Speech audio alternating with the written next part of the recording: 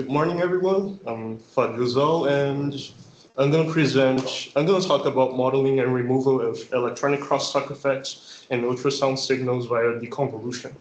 So as you can see on the table of contents, I'm going to start with what is crosstalk and then talk a little bit about the modeling process, the removal process, and finally present some some removal of B-scan.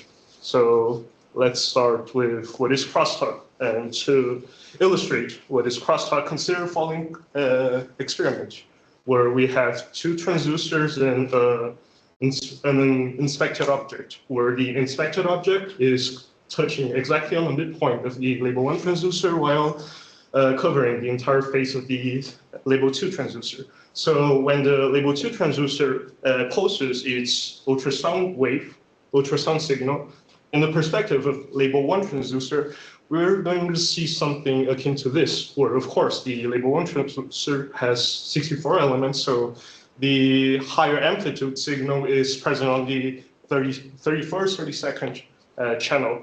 However, we actually don't really see something akin to this in practice. We actually see something akin to this, where the y-axis is the sample or time axis, while the x-axis is the channel axis, and the amplitude is, of course, the amplitude of the signal. However, we call this type of graph B-scan in this presentation. However, to see what is crosstalk, we're going to have to plot this guy in log scale as this, where, of course, the line parallel to the x-axis is the so-called electronic crosstalk, while the V shape here is the mechanical crosstalk. So we have the ideal signal, or the expected signal, the electronic crosstalk, the V shape, which is the mechanical crosstalk. To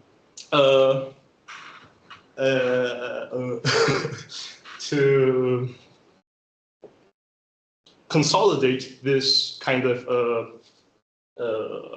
nomenclature, let the red region be the signal, the blue region, which is the electronic crosstalk, we short name it crosstalk for this presentation, while the orange part is just noise. Okay, so how do we model this blue region here, the crosstalk effect? Well, consider NE to be the number of channels of the transducer, and assuming linearity, each column of the observed B-scan, which is denoted by GI, can be expressed as the sum of convolutions of columns of the ideal B-scan, which is denoted by FJ here, while HIJ are contributions of FJs to GIs. And yeah, okay. So assuming that it is possible to obtain controlled acquisitions where the ideal signal is present on only one channel while the others contain only crosstalk, such as this acquisition, we can kind of write the GI column as a convolution between Fj and Hij. So the problem of estimating each Hij can be written as in this form. And of course, when we consider Hij as a finite impulse response, this type of problem can be solved using a least squares algorithm. So yeah, this is an important part. We are considering each Hij to be finite impulse responses, at least in this presentation or this article. And note that estimating each Hij, we can finally build a system stylized H, which takes an ideal B-scan and turns it into an observed B-scan, like this diagram suggests. And the stylized H should follow this property here. And from this property, we can see that the stylized H operator is actually a linear system. Finally, having all the modeling done, we can estimate the ideal B-scan, or rather remove the crosstalk present on G using this Tikhonov regularized problem. So yeah, okay, having the theoretical background all done, we finally put the theory into practice using these acquisitions for the modeling process, which kind of make kind of generate the type of acquisitions that we need, which has an ideal signal on one channel while all the others contain crosstalk. However, in this case, we will need 64 of them, where oh my god, where the label one acquisition is the one with the ideal signal on the first channel. Label two acquisition is the one with the second channel having the ideal signal, while the others are crosstalk, and so on to the 64th acquisition, where the ideal signal is on the 64th channel, while all the others contain crosstalk.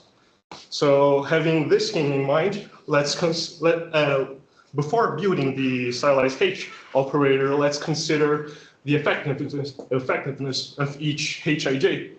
However, since we have 64 times 64 of those, we'll just pick the case where I equals to 3 and J equals to 6, or rather the acquisition where the label 6 acquisition where the ideal signal is on the 6th channel while all the others are crosstalk. So in particular, G3 has just crosstalk.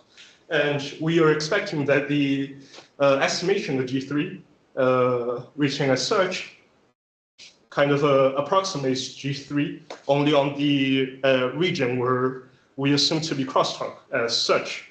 And yeah, it's good, the estimation we had. In black, we have the estimation, and in red, we have the observed signal. Note that the estimated signal only approximates the observed signal where in a region where we assume to be crosstalk. And to kind of support this assumption, let's see this signal, but in the frequency domain, or rather the amplitude spectrum. And note that in the highlighted region, which is the transducers operating frequencies, we had that those two signals are almost the same. While outside of it, we have quite a lot of attenuation on the observed estimated signal.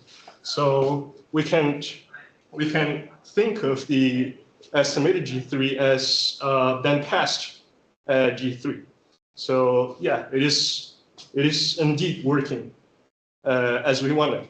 And from this, we will be able to build the stylized H operator.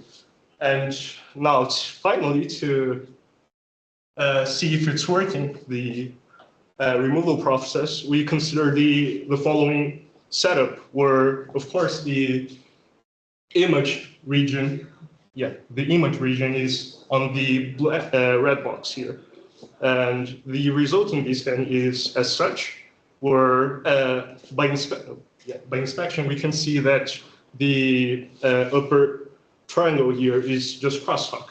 So we're expecting that the removal process produces a V-scan without this upper triangle here.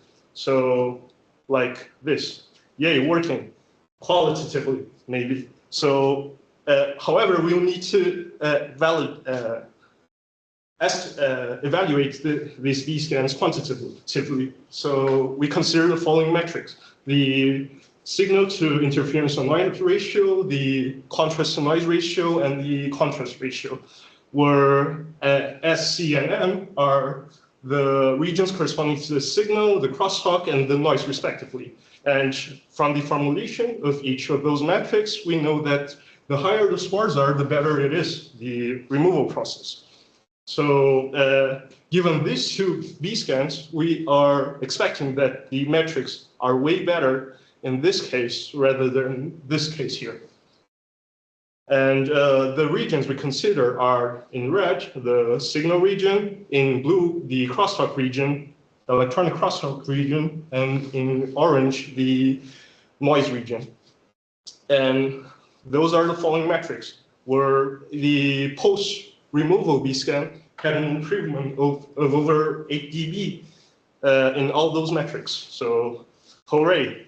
However, it is important for us to see how each of those metrics comported,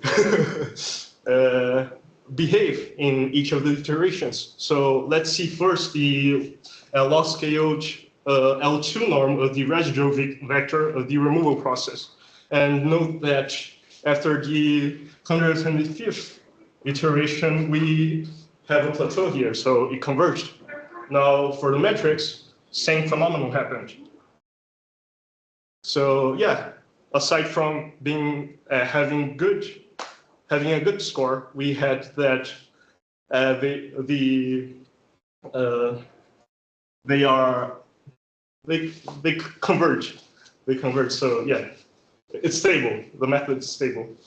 And now for future works, we are considering modeling each Hij as infinite impulse responses instead of using the finite impulse response modeling, and modeling all other transistor configurations, of course.